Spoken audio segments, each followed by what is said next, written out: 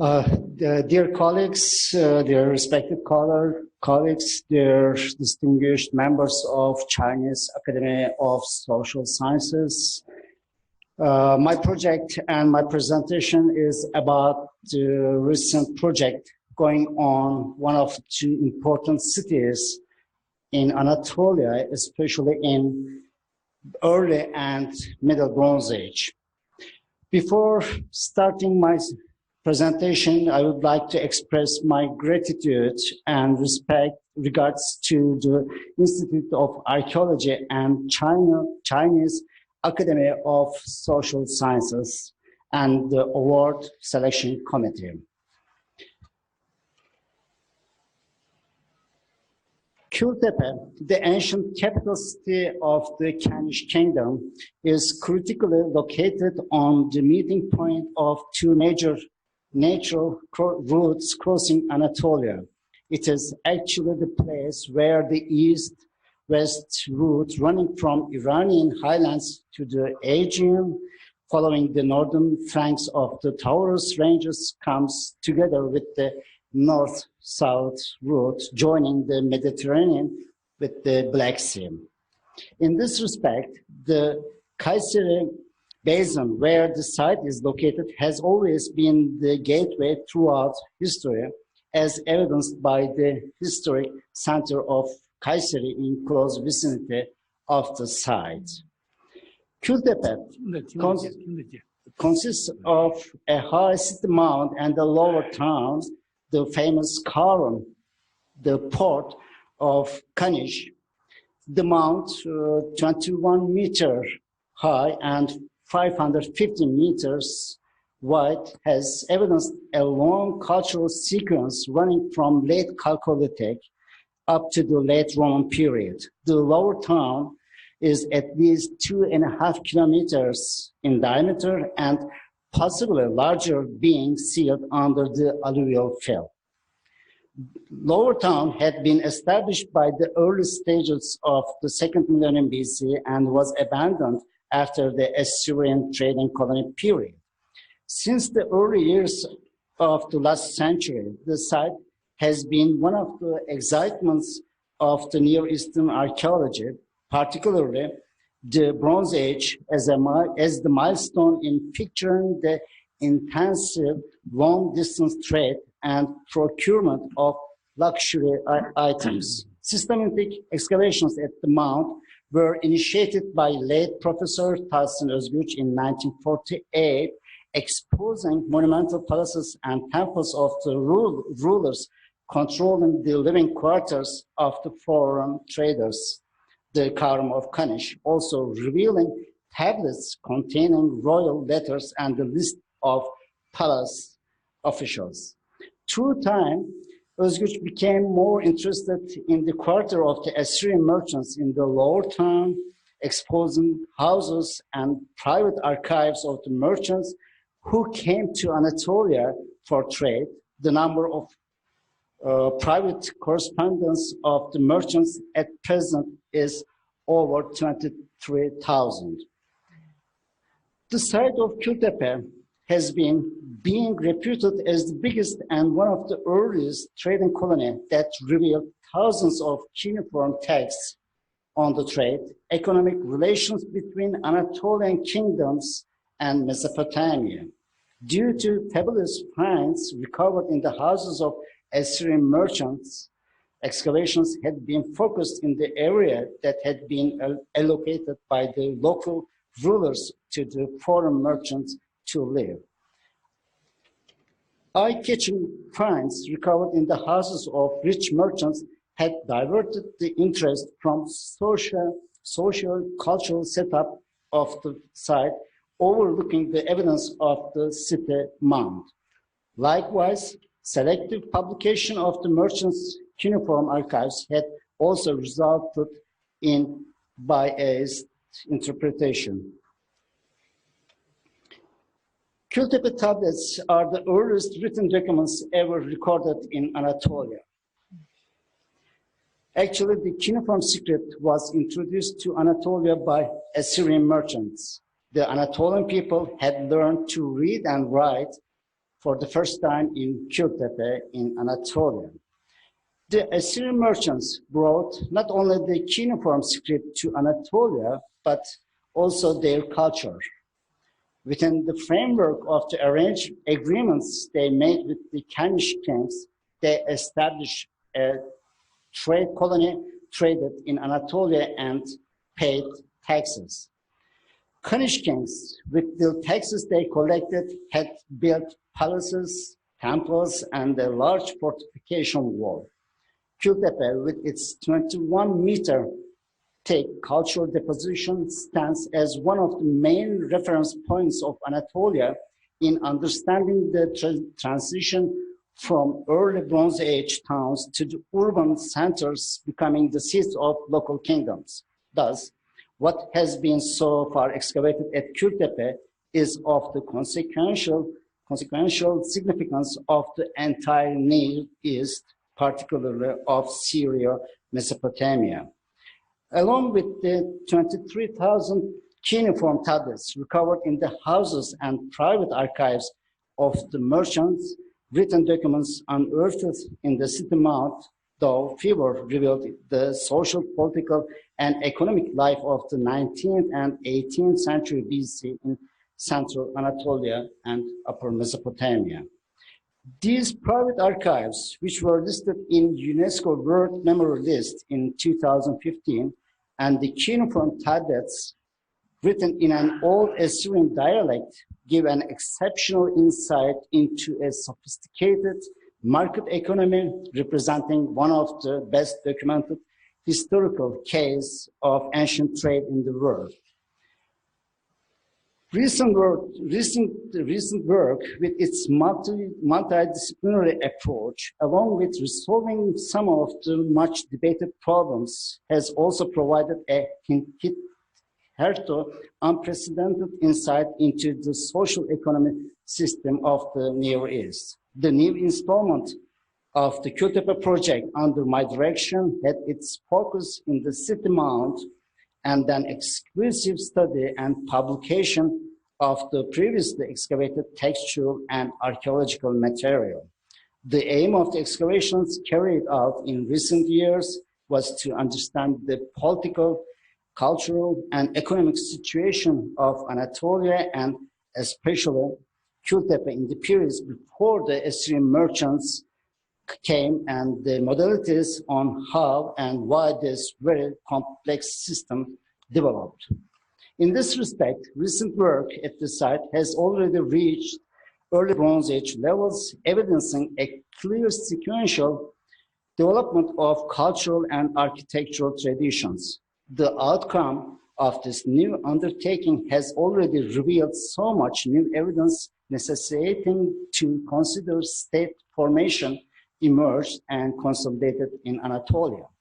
We now have a clear picture of a strong kingdom of Kanish involved in active interaction with the Syro-Mesopotamian states.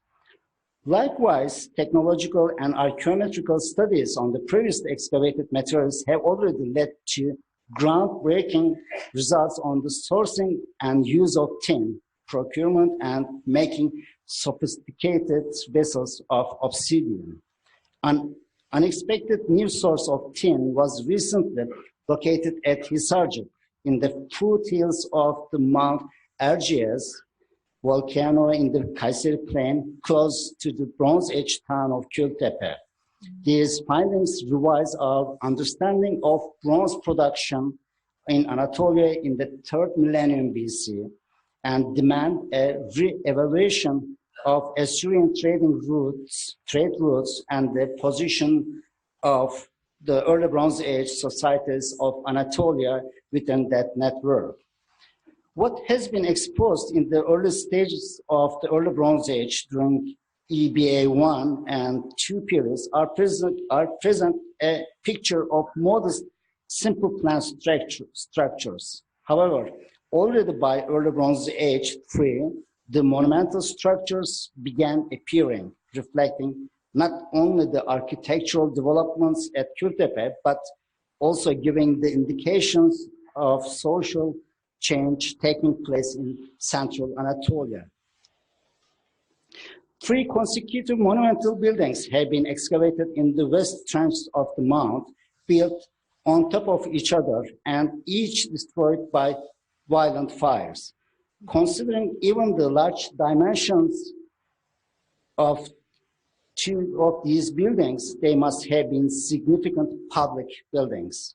At that time period, there are no known parallels in Anatolia to these, either in plan type or in monumentality. Thus, we assume that they must have been inspired from the monumental public buildings of northern Syria or Mesopotamia.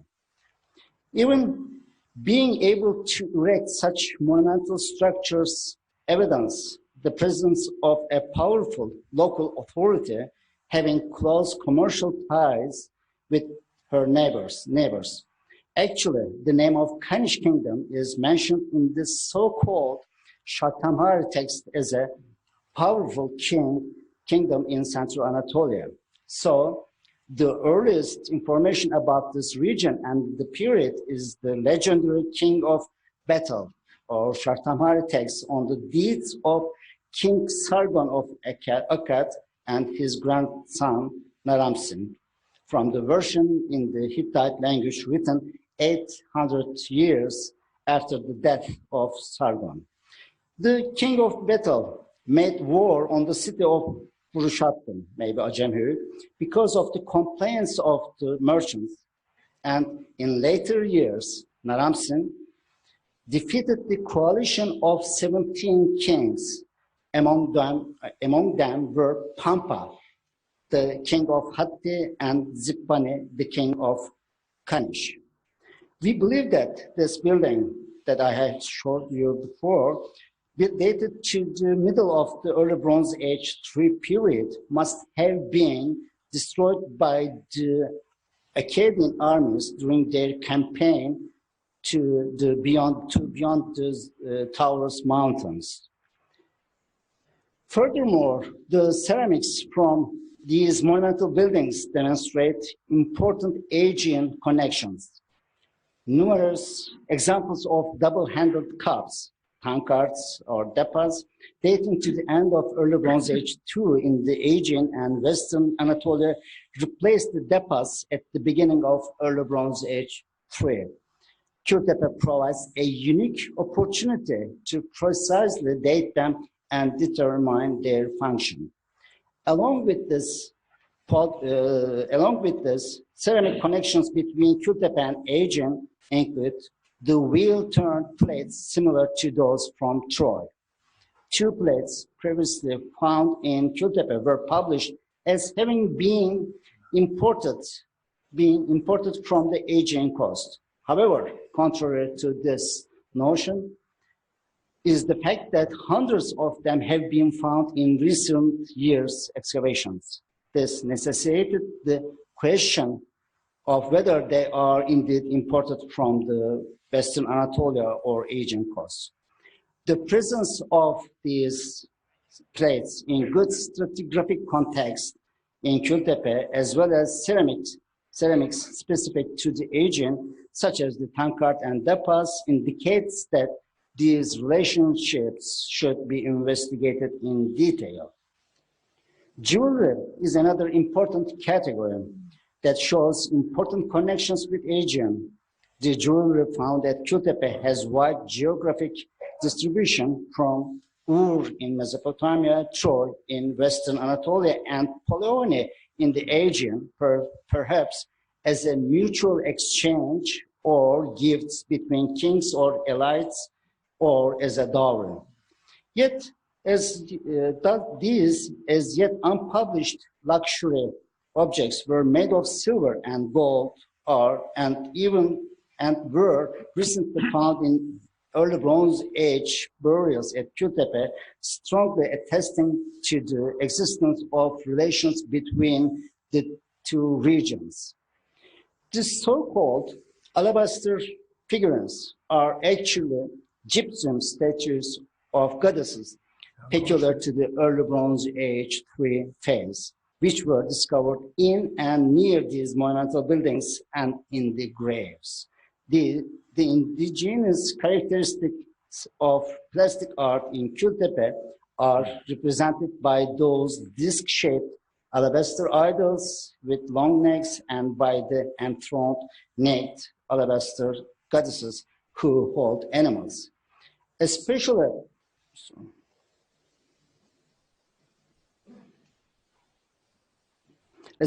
relevant characteristic features are the similarities to syncretic figurines. They also have similar iconography, musicians or divine figures sitting on a throne. More than 35 gypsum idols and goddess statues were unearthed in a 1.5 to 2 meters square area inside one of the rooms in the monumental building. This is one of the largest votive deposit of idols and figurines ever discovered in the ancient Near East. Recent excavations revealed also a rich and unique collection of stamp and cylinder seal impressions in the vicinity of these monumental buildings. The study of these sealings will also enlighten the presence of the earliest international trade established between Kültepe, Kanish, and the other international centers of Syria and Mesopotamia. Accordingly, the recent work has, for the first time, presented concrete evidence on the emergence of international trading system in Central Anatolia. Fine-tuned stratigraphical research at Kültepe in the deep sounding called North Trench, fine-tuned excavations provide important stratigraphic information about the early Bronze Age and earlier levels, since the monumental structures discovered in the central trench prevent reaching them.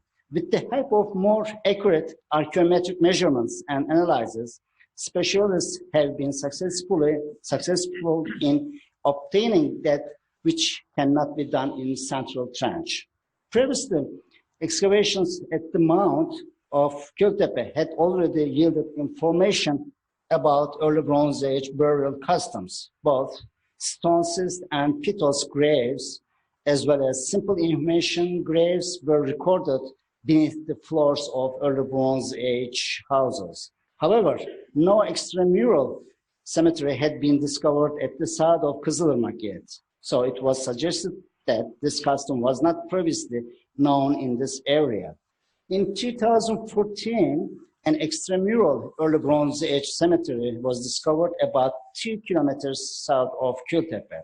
67 pitos burials have been excavated. The discovery of this cemetery is groundbreaking for the study of burial practices and traditions outside of the settlement areas. As briefly noted above, the importance of the site had been apparent since its recovery, being seen of extensive excavations revealing a wealth of finds and written documents.